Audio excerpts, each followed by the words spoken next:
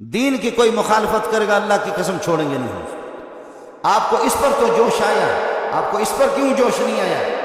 مولانا طارق جمیل ہمارے سر کے تاج تھے, اب شاید نہیں رہے. تہمت لگی, زلیخا نے تہمت لگائی, اور پھر جب وہ عورتوں میں بھی بات پھیل گئی کہ مجرم تو یوسف نہیں, مجرم تو زلیخا ہے, تو تھوڑی بدنامی ہونے لگی. تو انہوں نے یوسف علیہ السلام کو گدھے پہ بٹھا کے منہ کالا کر کے پورے شہر میں چکر لگوایا اور پیچھے اعلان کروایا, ھذا جزاء من اراد بسیدہ سوء, جو اپنے آقا سے برائی کرے اس کی یہ جزا ہے. یہ بازار میں نبی ابن نبی ابن نبی ابن نبی گدھے پر پھرایا جا رہا ہے. جیب یاد رکھو, ہمارے سر میں نے جتنا اس کو سپورٹ کیا, وہ ایک خطیب ہے, وہ ایک خطیب ہے, وہ کوئی مستند عالم نہیں ہے, وہ خطیب ہے سر. اور غیر مقلدین نے, دوسرے لوگوں نے, آج پتہ کرو اس سے, اس کی جتنی مخالفت کی یہ چھپا رہا, اور فرق باطلہ کو اس کی طرف سے خدا کی قسم میں نے جواب دیا, میں نے جواب. تبلیغی جماعت مولانا طارق جمیل کی نہیں ہے, مولانا خورشید کی بھی نہیں ہے, نظر الرحمان کی بھی نہیں ہے, یہ علماء دیوبند کی جماعت ہے. غیر میں آپ سے عرض کر رہا تھا, مولانا سے ہمارا اختلاف رہا ہے, مولانا ہمارے قیمتی ساتھی تھا, لیکن تھوڑا سا اعلان کر دے کہ جیسے یوسف علیہ السلام کے بارے میں نے پھر بھی ہاتھ ہلکا رکھا. مولانا کے خلاف کتابیں لکھی گئی, القول الجلیل فی کفر طارق جمیل, سن لے, القول الجلیل. میں نے اس پہ دستخط نہیں کیا, میں نے خود مولانا کو کہا توبہ کر لیں, شاید اللہ توبہ کی توفیق. مذاق, ہمارے بہت اچھے دوست ہیں. کلمۃ الہادی الی سواء السبیل کتابیں لکھی گئی مولانا کے خلاف. آپ کو معلوم ہوگا, آپ میں سے مسلمانوں میں سے کسی نے یہ کیوں نہیں کہا جب انہوں نے پوری امت مسلمہ کے خلاف کہا, یوسف علیہ السلام کا منہ کالا کر کے گدھے پر بٹھایا گیا تھا. خدا کی قسم سوائے یہودیوں کی روایت کے اس کا نام ہی نہیں. آج معافی کیوں نہیں مانگتا؟ آج معافی مانگے, میں پوری دنیا کے سامنے اس کے پاؤں پہ جا کر کے پڑھوں. ورنہ بریلوی سے پتہ کر لے, جماعت اسلامی سے پتہ کرے, اہل حدیث سے پتہ کرے, دیوبندیوں سے پتہ کرے, تبلیغی اکابری سے معلوم کر لے کس نے, کس مسلمان نے لکھا. یہودیوں کی ایک روایت تھی, میں نے حضرت کو یہاں بھی لکھ کر کے دیا, یہاں اس میں کئی دفعہ اس کو سمجھایا کہ اللہ کے لیے کچی کچی باتیں نہ کرو, قرآن بھی دیکھا کرو اور حدیث دیکھا کرو. اس کی کوشش یہ ہوتی ہے کہ کچی باتیں بیان کرنا. مولانا ہمارے سر کے تاج تھے, انسان سے غلطی ہو جاتی ہے, معافی مانگے یوسف علیہ السلام سے, معافی مانگے, اور نہیں تو پھر آپ مجھ سے گلہ نہ کر لیں, میں اپنے رب کو راضی کر سکتا ہوں, آپ کو ناراض کر سکتا ہوں. یہ نیٹ پر موجود ہے, یہ لاکھوں انسان. پھر بھی سعودیہ کے علماء نے کافر قرار دیا, میں نے کافر نہیں کہا. آپ سعودی کے علماء کے بالکل موجود ہیں, انہوں نے کافر تک بھی قرار دیا کہ یوسف علیہ السلام کی توہین کیوں کی اس طرح. لکھا ہے کہ منظور مینگل نے طارق جمیل کو بہت کچھ کہا ہے. کیا علماء ایک دوسرے کو ایسے کہ بولتی کہ طارق جمیل عالم نہیں, وہ علماء کا بدترین دشمن, دین کا ایک مکار فریبی, تبلیغ کا وجود دنیا سے ختم کرنے والا ایک زہریلا سانپ ہے. اس کے علم کی کوئی بات سمجھ میں نہیں آئی. یہ جو مینگل نے کہا ہے شاید کم کہا ہے, وہ اس سے زیادہ کا حقدار ہے. بچے نے سوال کیا کہ اس زمانے میں جھوٹی احادیث ہیں, اس کا آپ بتا دیں. ابھی تک تو کوئی کتاب لکھی نہیں. یہ ابھی ایک بیان آیا طارق جمیل صاحب کا کہ یوسف علیہ السلام کو جب جیل بھیجا گیا تو اس سے پہلے ان کا منہ کالا کر کے پورے شہر میں پھیلایا گیا. کہاں یار سیدنا یوسف علیہ السلام کا ولیعاذ باللہ خدا کے پیغمبر تھے, کس نے آپ سے کہہ دیا کہ ان کا منہ کالا کیا ہے؟ جھوٹ کسی اور نے لکھا ہے, آپ اسے پبلک کو بتا رہے ہیں, آپ قائد ہیں, ہزاروں آدمیوں کی آپ رہنمائی فرما رہے ہیں, آپ پڑھیں تو صحیح نا, کوئی حوالہ تو بتائیں کہاں لکھا ہے. مولانا طارق جمیل صاحب کے کئی بیانات 10 سن, اور ان 10 میں جتنی حدیثیں وہ کہتے ہیں سب جھوٹ. اس 20 سال ہو گئی اس صدی کو, یہ ہماری بات ہزاروں لوگ ان 20 سالوں میں اتنا بڑا جھوٹا حضور صلی اللہ علیہ وسلم پہ جھوٹ اور تہمت لگانے والا ہم نے نہیں دیکھا. جتنے مہاکارک چلے ہیں 10 قسطیں سن لو، حدیثیں لے آؤ. ہمارے پاس حضرت ہی کے بعد جو کہو حضرت یہ ذرا حدیث کہاں آئی ہے دکھاؤ. پورا ڈھونگ رچایا ہے حضور صلی اللہ علیہ وسلم کے والد دادا پر. نبی کریم صلی اللہ علیہ وسلم کی چند ایک پشتوں کا ذکر ملتا ہے. طارق جبریل سے پورا بیان کرتے ہیں کہ فلاں سے آدم علیہ السلام تک پہنچاتے ہیں. اے حضرت آدم علیہ السلام تک کہاں پہنچاتے ہیں؟ آپ اسے ثابت بھی کریں. 40 باپ آپ گنتے ہیں، دادا پر دادا 40 پشتیں. 40 پشتوں میں حضرت عبداللہ سمیت رسول اللہ صلی اللہ علیہ وسلم کے والد سمیت ہر ایک کی عمر اگر 1,00,000 سال بھی مان لی جائے تو دنیا 40 لاکھ سال سے زیادہ پرانی. آپ ان آثار قدیمہ کو کیا کریں گے؟ آپ سائنس کی تحقیق کو کیا کریں گے؟ جب یہ جھوٹ ہے تو کیوں آپ لوگوں کے منہ آتے ہیں؟ اگلے جو منکر اور دہری ہیں وہ کہیں گے حضرت دنیا بنے کروڑوں سال ہو گئے، کس آدم کی بات آپ کو؟ کتنے جھوٹ گنوائیں. حضرت رسالت پناہ صلی اللہ علیہ وسلم کا نسب یہ ہے، یہ ہے، سب جھوٹ ہے. اللہ کہتا ہے تو یہ کر تو میں یہ کر، تو یہ کر کے تو دیکھ میں یہ کروں گا، تو کر کے تو دیکھ یا میں کروں گا. یہ 8-10 جھوٹ گھڑے ہوئے بڑا پاپولر ہوا. لوگوں نے بینرز اس کے چھاپ دیے. ایک سوارے بھی دوست تھے، ہم اس میں لکھ دیا مسند احمد میں آیا. میں نے کہا مسند احمد یہ پڑھیے ذرا نکال دیں یہ کہاں ہے. چپ. اس کا نقصان یہ ہوتا ہے پھر جب ہم جیسے لوگوں کے پاس یہ چیزیں آتی ہیں اور عقل مند سائنس یہ وہ جدید پڑے ہوئے بچے آتے کہتے ہیں جی یہ ثابت کریں، ہم کہتے ہیں یار یہ جھوٹ ہے. لوگوں کا دین پہ اعتبار اٹھتا ہے. طارق جمیل کی اس زمانے میں تقریر سننا گناہ سے خالی نہیں ہے، کیونکہ اس کی تقریر جادہ حق سے ہٹی ہوئی ہے.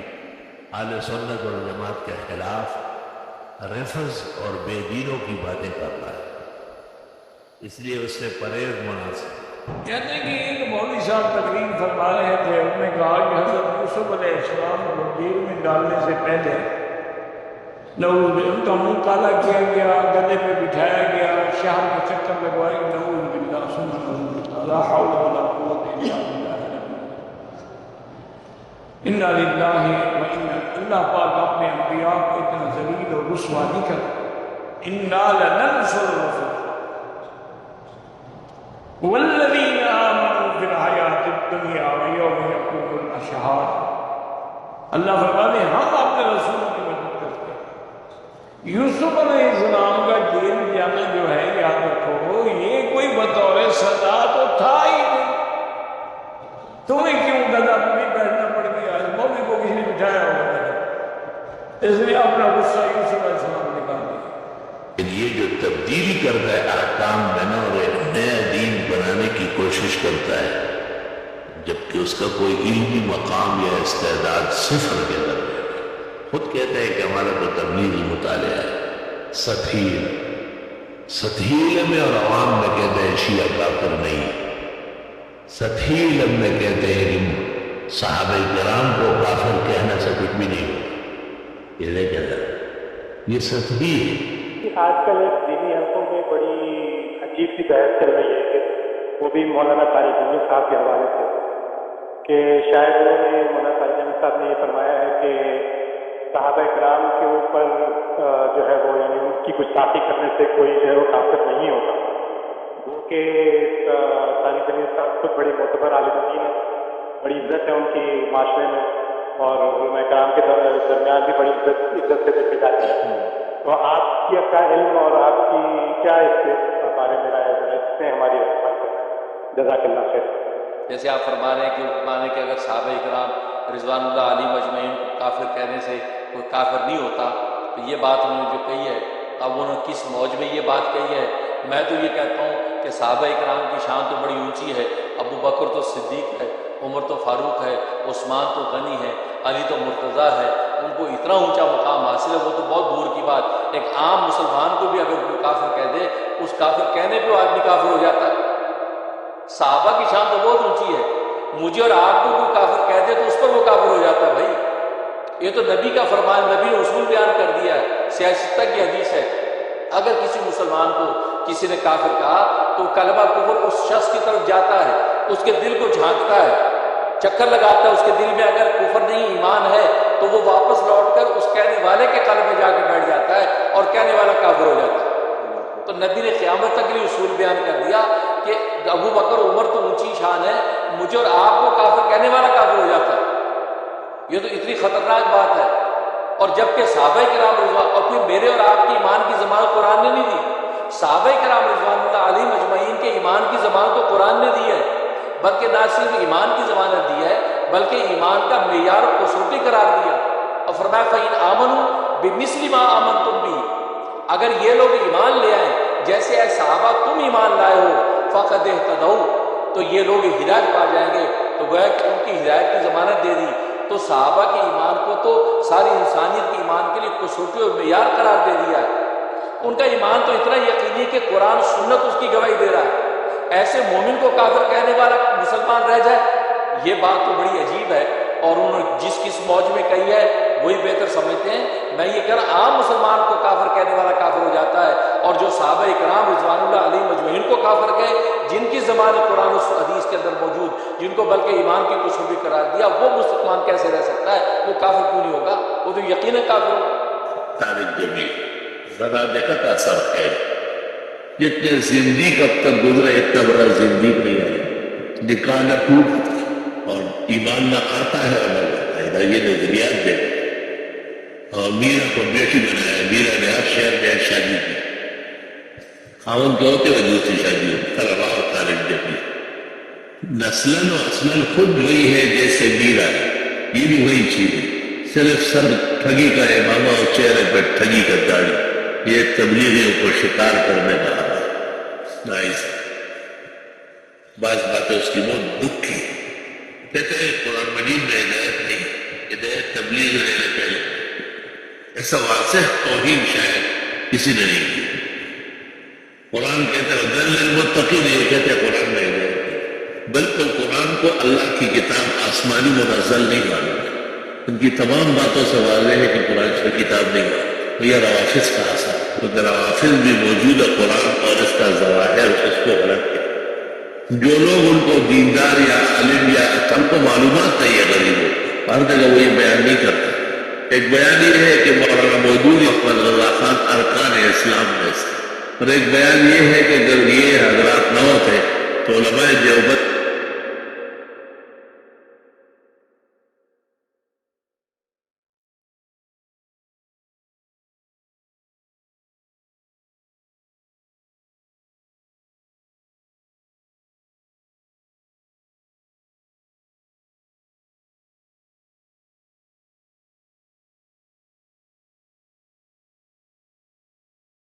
جن لوگوں نے صحابہ سے اختلاف کیا ہے وہ اعلیٰ درجے کے ایمان ہیں، اصل وارث دین کے روافظ ہیں، جنہوں نے تکلیف اور مصیبتیں گزاری لیکن اہل بیت کو نہیں ہوئی، یہ گلگت میں تکلیف اور تمام باتوں کی تصدیق کی، کسی ایک بات کا بھی کہا ہے۔